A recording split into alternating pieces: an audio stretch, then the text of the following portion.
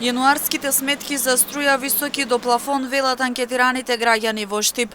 За дел од нив оправдано, бидејќи како што додаваат се греат на струја, но друг дел децидни дека живеат сами, а сепак добиваат високи сметки за електрична енергија.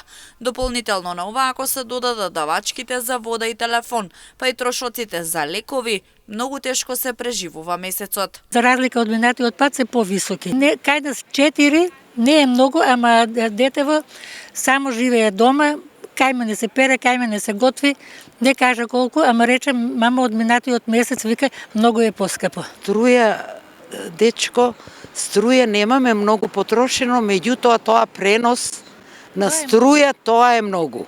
Тоа повеќе од потрошената струја. Каков е тој пренос?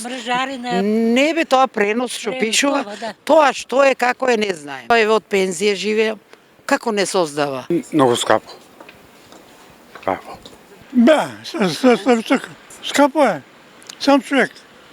Сам човек сам, нема никој со мене. Скапо е, по 3000.